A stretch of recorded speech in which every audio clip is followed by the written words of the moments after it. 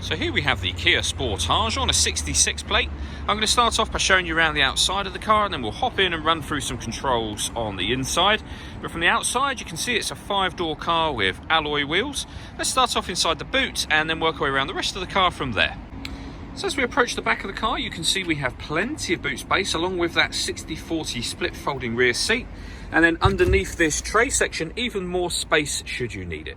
So we're just going to work our way back round to the front of the car, and then we'll hop in and run through some controls on the inside. But now that we've done a full circle of it, you can see it's in excellent condition the whole way round. Just briefly before we climb in, I think it's well worth seeing the interior from this exterior point of view. There's plenty to run through on the dashboard, so let's hop in and we'll do that now. Okay, now that we're inside the car, we're going to start with the dials. On the left-hand side, we have the rev counter, and on the right-hand side, the speedometer and fuel gauge. In the middle, you can see the total miles for this car, which are 17,409.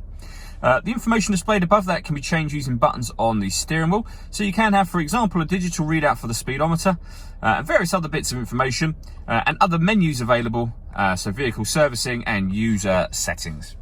If we back out to the steering wheel, the buttons I was using just a moment ago are here. Also on that side, we have cruise control and speed limiter.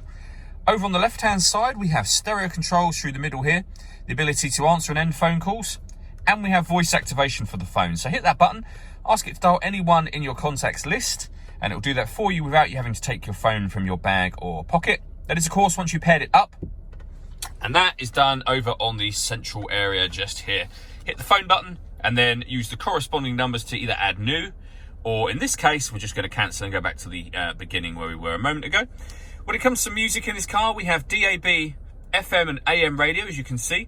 If you want to listen to your own music, you hit the media button. It says no media because nothing is connected or inserted, but you have a CD player, auxiliary input and USB input as well. So plenty of ways to listen to your music in this car. Below that, we have the air conditioning. So fan speed is adjustable over this side, the direction of the air, temperature.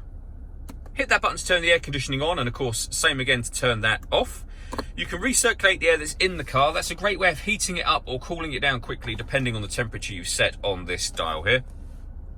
And then underneath that, we have two separate 12-volt charging sockets, as well as the auxiliary and USB inputs in the middle. We then have a 6-speed manual gearbox, and this button here will turn on, and you can see it just there, the downhill brake control for the car. So if you know you're going to take the car off-road, hit that button before you do so, and it will help assist with the braking on the car. All that leaves me to say is thank you for taking the time to watch this video. If you'd like to come and see the car in person and have a test drive, please feel free to call any of our MJA sites. We'd love to hear from you soon.